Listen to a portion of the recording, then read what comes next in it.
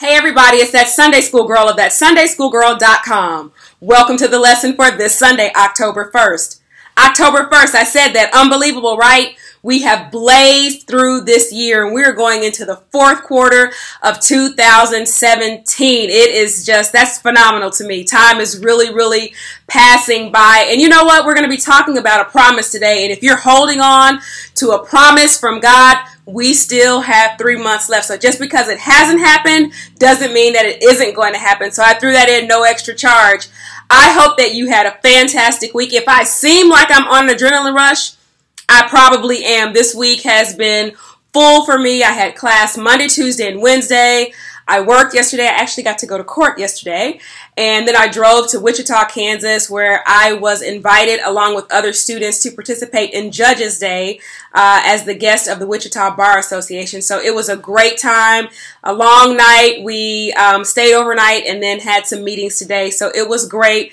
And in my heart, I wanted to get up this morning, like I set my alarm for 7 a.m. and my thoughts and my heart was right because I wanted to get this video uploaded. I was going to go somewhere in the hotel and get it done and try to be uploaded before I left. But my flesh and my heart and my intentions couldn't all get on the same page. I was kind of tired. So had our meetings, drove back, and my first order of business getting back in here is to spend my time with you to make sure that we are prepared for this Sunday's lesson. See, I still have my crisp white blouse on. Well, it's not really crisp anymore.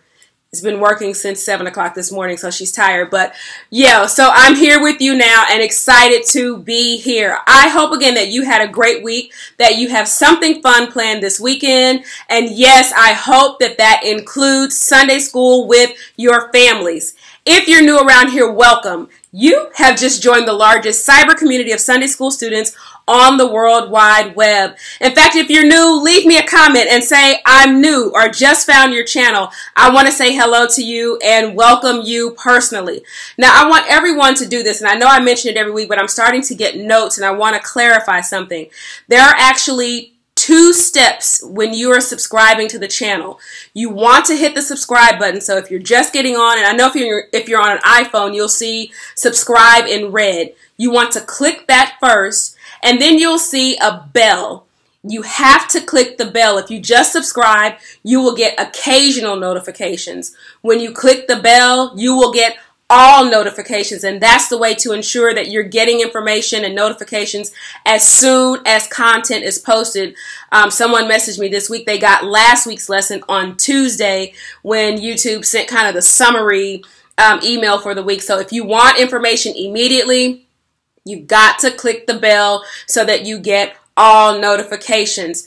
2 things I want you to know before I get into the lesson. First of all, I want to say thank you. There are 2 new partners this week with TSSG. And how do you become a partner? Those persons have shared with that Sunday School Girl at a level of $30 as donators, contributors who believe in the work that's being done here. And this weekend, I will be sending out their exclusive partner pin. Yes, I'm rocking the partner lapel pin this afternoon. And so if you want to get your lapel pin, the way to do that again is by partnering at a level of at least $30. But again, anything that you elect to share is so very appreciated. It helps to do the work that is being done here. God is blessing and expanding opportunity, and you all are a big part of helping that to be accomplished. The next thing I want to remind you of is if you are a teacher of Sunday school, a Christian education leader, a superintendent, last month I offered 30 ways in 30 days, walking out for 30 days with you, ways to grow your Sunday school. And if you missed that training, it is now available on the site. If you'll go to the TSSG store, you will see a link for training, and you can click there and go in and get more information about how you can access 30 ways in 30 days. If you want to know what people thought about it, there's a testimonials page where actual people who participated shared what they thought, and they will let you know the value that they saw in it. So I appreciate those of you who did participate. I continue to get incredible notes. As I promised you, I'm going to try to have to settle down. I've got a lot going, but I need to update and share with you some of the emails that I'm getting, some of the photographs, the videos that people are sharing from their Sunday schools, just because we're stepping out of our boxes and we are looking to do big things for God, growing our Sunday schools, yes, in numbers, but also growing with student engagement and growing in our learning. So again, check out the site if you want more information. But for now, let's get into this week's lesson. Whoops. Before I read the lesson, let me go back to last week's video. If you watched it, you likely know that there was a blooper that I failed to get edited out. And even when it was brought to my attention, I elected not to take the video down because there was absolutely nothing offensive about it. But most of you know that I am juggling a lot with law school and family and trying to stay faithful to the commitments of this brand and channel. And although 15 minutes with me is just enough to be dangerous, you have no idea sometimes what it takes to get those 15 minutes up and done. And last week was one of those weeks. I just couldn't get it together. And so by that moment, I was just done, and I did it. But again, thank you all for loving me through all of it. And thank you all for just laughing with me because guess what? I'm human and it happens. So let's talk about this week's lesson. This week we're talking about God's covenant with Abram. The Bible basis is Genesis chapter 15 verses 1 through 6 and picks up again at verses 17 through 21. The Bible truth. Abram based his hope for descendants on the promises of his covenant with the faithful God. Our memory verse is verse 18. And the lesson aim is that we will analyze God's promise to Abram, evaluate Abram and Sarai's plight by reflecting on times of desperation we have experienced, and choose methods to bear witness to the hope and fulfillment God has brought us. Studying this week's lesson, I continue to think about a hashtag used by my cousin. The hashtag is No Fear Zone, and you should check it out. Shout out to Pastor Deidre. And about 4 years ago, she adopted the No Fear Zone as a personal mantra, but also started to encourage others. She decided no more am I going to allow fear to paralyze me or keep me in a certain place, but I'm going to try things I've never tried. I'm going to obey God like I never have, and I'm going to launch out and do things that for whatever reason, whether I've been limited by other people or limited in my own mind or just concerned about what others would think, just the fear of doing something, that's not me anymore. If God said I can do it, I am going to do it. Why was that impressed upon me this week? Because that's what God is dealing with Abram with in this week's lesson. He is pushing Abram into the no fear zone. We're continuing to talk about covenant. And remember that a covenant is a binding agreement between two parties that's based on the parties' agreement to do something. And here we are in chapter 15. Now, as we get into chapter 15, the first three words are after these things. Well, you're a student, you're studying, so you can't just read that and breeze by it. After what things? To find that out, you've got to go back to chapter 14. In chapter 14, you'll see that Abram is all about taking care of family. And there are members of his family, namely Lot, who are up north and they've been captured by other kings. And Abram very impulsively says, I've got to go get my family. I've got to go rescue them out of this. And so he goes north to do that. And he executes a surprise raid on Mesopotamia and specifically Sodom and Gomorrah. And he defeats a group of kings there. And he does this with a very small army of men. 318 men accompany him and they defeat thousands. And again, they defeat these very strong kings of the north. The Bible says in Genesis 14:16 that they recovered all the goods. They brought back Lot. They brought back his goods and the women and the people. So it was a big win. It was a huge, huge win. And when he got home, he basically is returning home as a hero. It should be kind of a high time for him. But we're going to see very shortly that that is not the case. And when he returns home to Canaan, there is a time of worship and giving with Melchizedek, and we studied him, I believe, last quarter.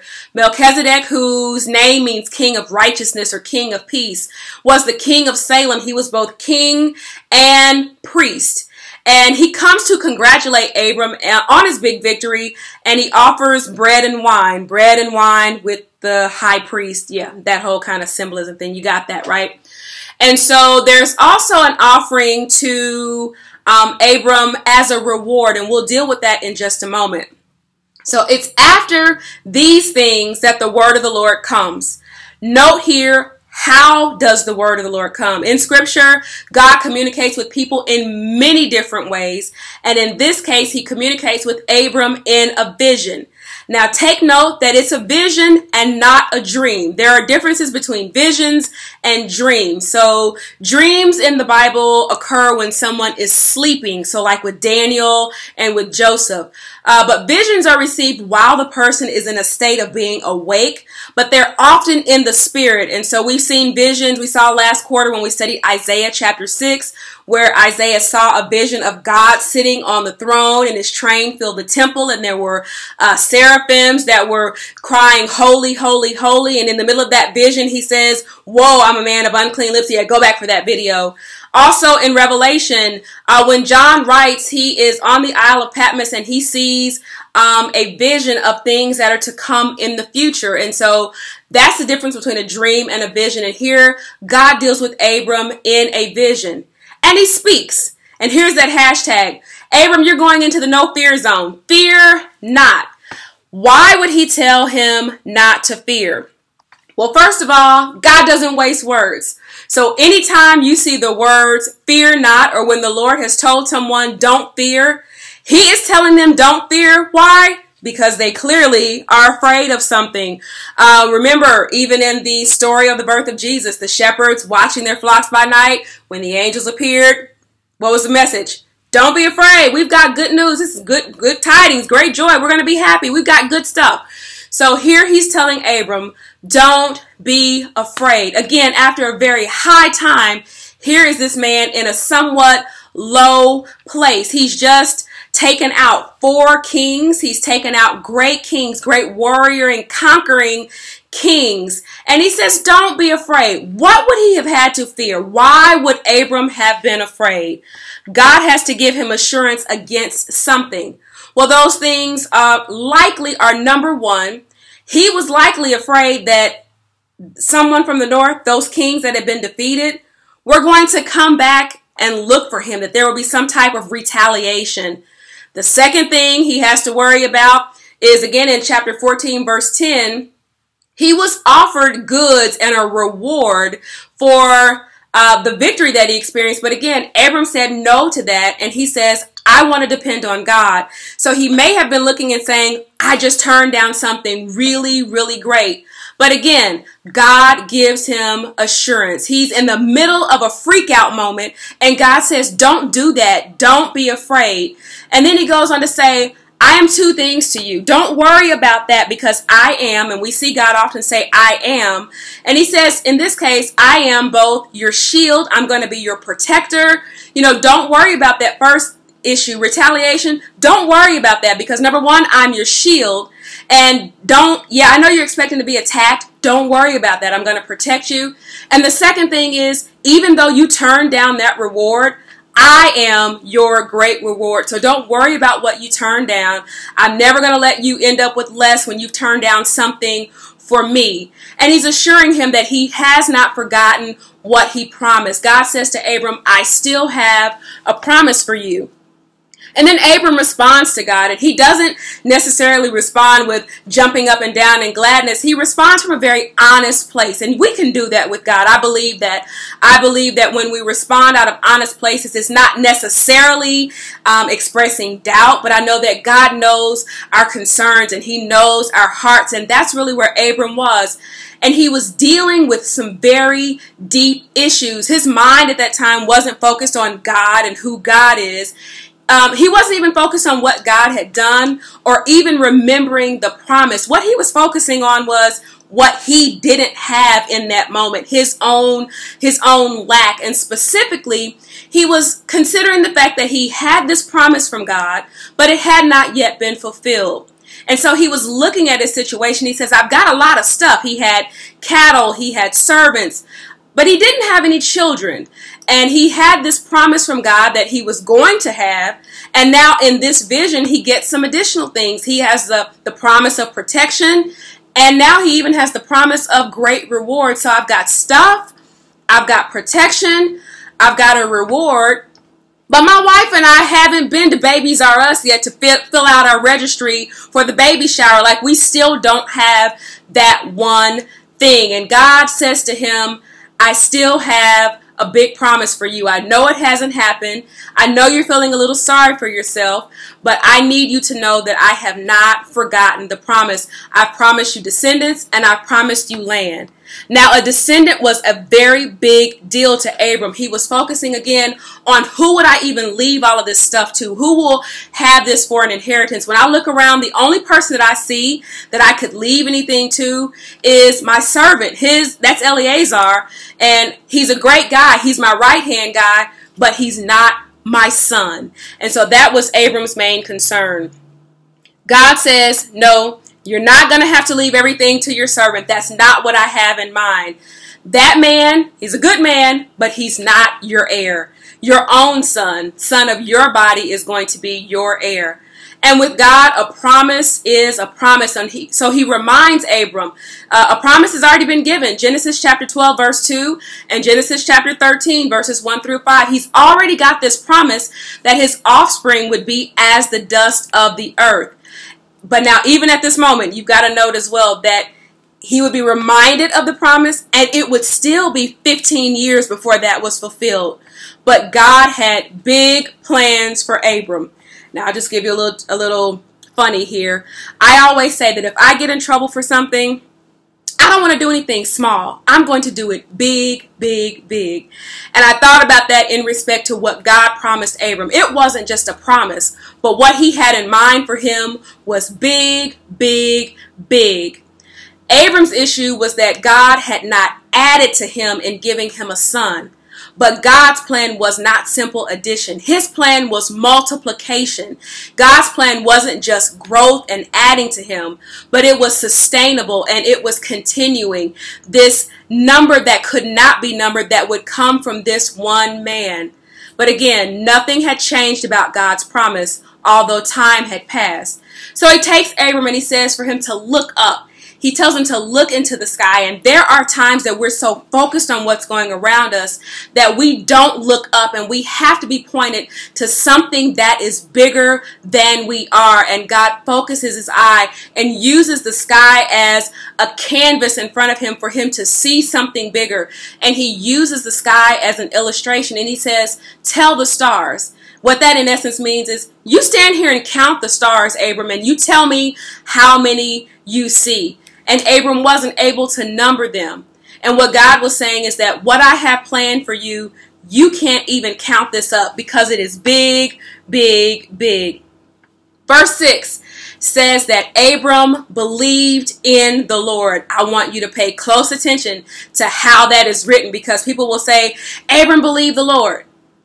Okay? It says that he believed in the Lord. And that's a little bit different. This is a situation where the man who would be the father of believers had to believe himself. And that was the moment that he believed in who the Lord was. It doesn't say that he believed what God said. He believed in the Lord, and that was very different. And promises aren't any good if you don't believe and act on what you know to be in the promise. And so he believed. His faith was activated because he believed in the Lord.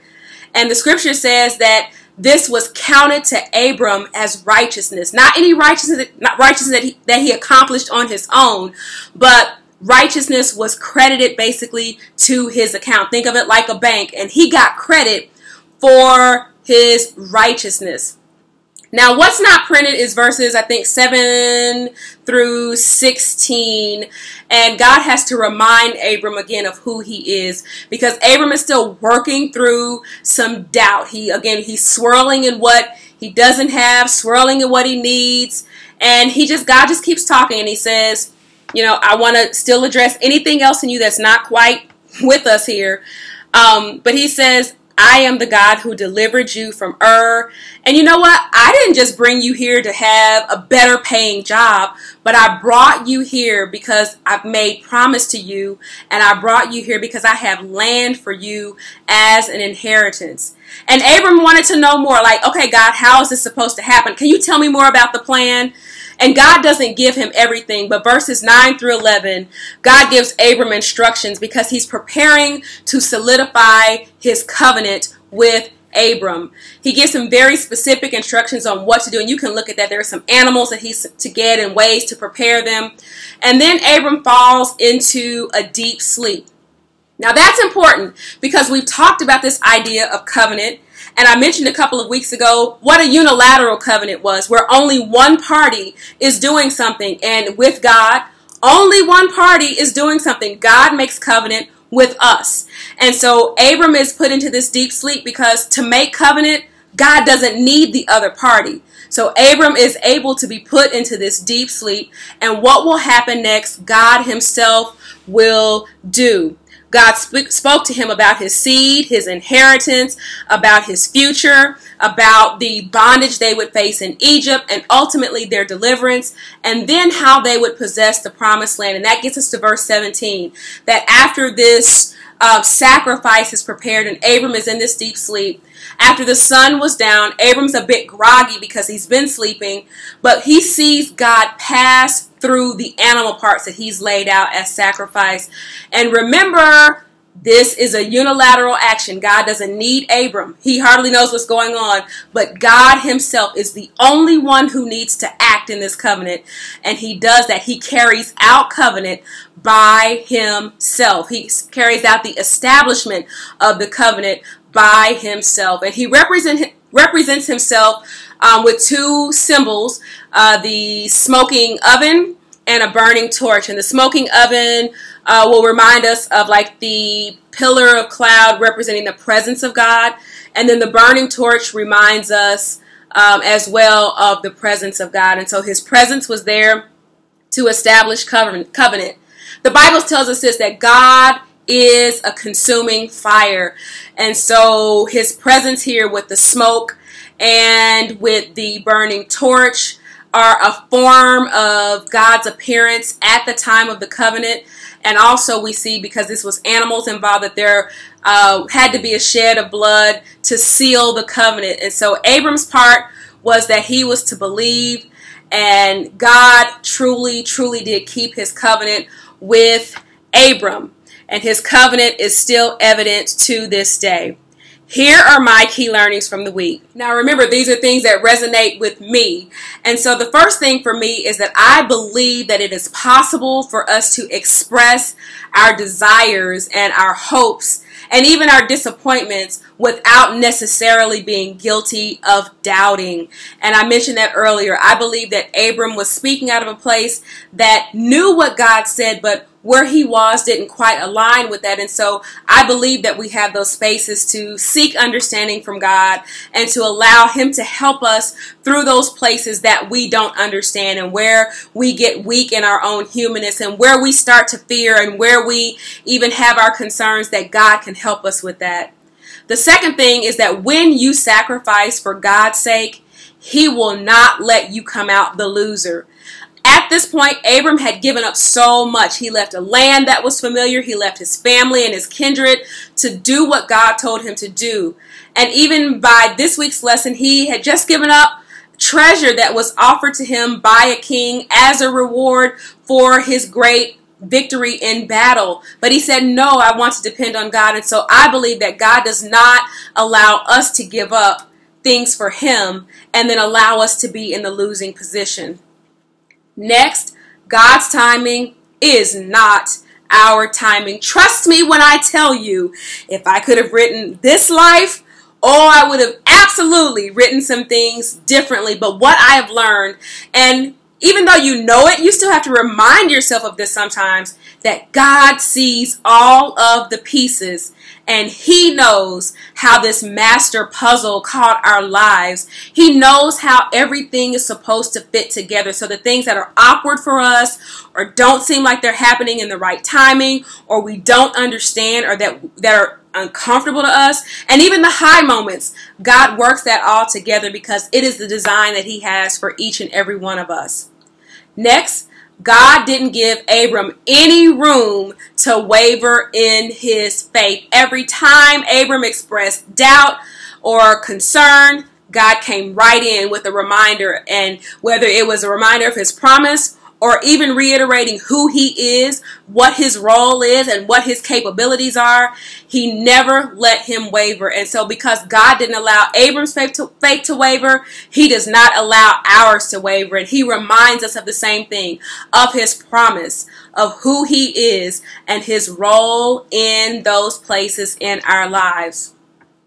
Next, even when we don't see things lining up the way we would order it, it's kind of like that puzzle again, we should never mistake the fact that God is in control and he knows what he's doing.